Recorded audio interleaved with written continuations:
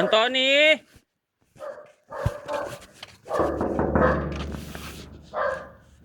Tapo!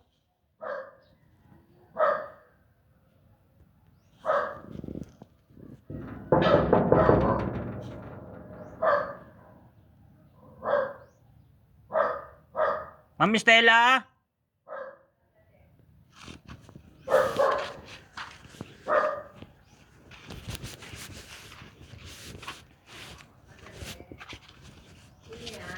Seven po. Ay, palabas pala. Hindi tayo nagpang-abot. 2 days tayong naghahanapan. May higit na isang linggo kami sa Diliman Hospital. Doon tayo mainit. Baka maano ako. Ayan siya. Andito si Madeline, Tony.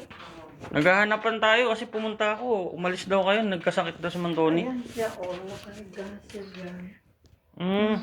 Isang linggo kami sa hospital. Ang laki ng gastos namin, Madeline.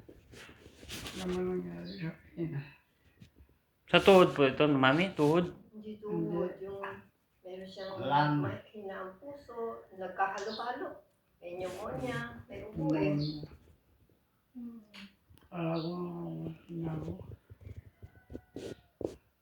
Ito yung gamot. Dami ah. Ang dami eh. Ibigay ko na sa iyo ng gamot mo, Derpals. Ha? O, tama-tama. Nandyan si Madeline. Sabihin mo kami. Oo, umupo ka muna, Madeline. Ibibigay ko na yung gamot niya. Ilang gamot yung ininom niya, mami? Ito, 5 itong binibigay niya. Ito yung schedule. Oo. Grabe, yung dami. Schedule, ang dami. Pera pa yung, injection niya. At saka yung, pangalan yun?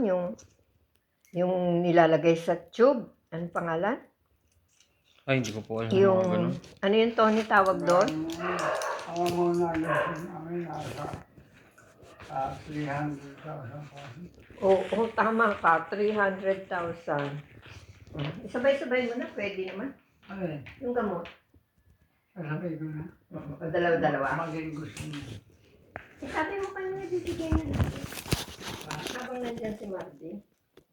Kaya, Buti mo na kasi tumawag si Monex, sinicheck na niya. At saka si Daniel. Sino po yung kasama nyo rito? Ako lang. Wala. Kaming dalawa lang. nahirapan kami mabili. Dalawa muna. Lagyan mo ulit. Ikaw ko lang. Kasi nandyan si Marty eh. Kaya, Para makita niya na nag-inom ka ng gamot. ba't ipapagod ang pa? Ginawa ko mo. Hanapan tayo. Kagabi, pumunta ako, sabi dito, si Si ano? pangalan nun? Carol ba yun? Hindi, si Carol. Si ano pangalan? Sabi niya, Si Gerard. sabi niya alas 10, balik ka. Eh kaso, di naman siya nag-chat. Eh, sabi ko, sige, bukas na lang ng umaga. Iwan mo nga sa akin ang text mo. 1, 2, 3, 4, 5, 6, 7, 8, 9, 70, 71, 72, 73, 74, 75, 76, 78, 79, ito 8,000. Para gumaling ka na, tatay. Inumin mo. 1, 2, 3, 4, 5, 8, 5. Plastic natin. Hindi na. Dadating si Monica, ibibigay ko sa kanya kasi siya ang nagbayad eh. 300,000. Private. Oo, kasi nagpila kami sa lung center sana. Eh kaso, Diyos ko, magdamag kami pipila sa haba ng tao. Lumipat kami sa lung sa ano ba yun? Kidney center. Ganun din kahadamay ang tao. Naawa naman ang mga anak ko sa kanya kasi namimilipit na sa sakit. Dito napunta, UP Diliman. Oo, Ay, Diliman's doktor. Oo. Dito papuntang Commonwealth. malapit sa abang mall dyan, nakalimutan kong tawag dun sa mall na yan. Ever? Mm. Malapit din sa Ever. Diliman. Ah, Albalara pala siya. Albalara din pala yung address niya.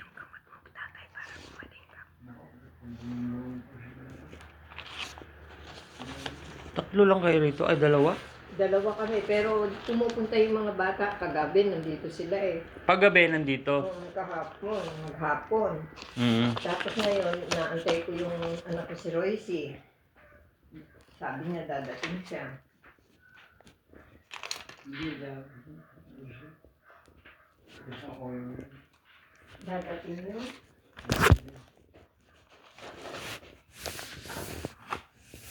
Magkaprodusan ka mong istera.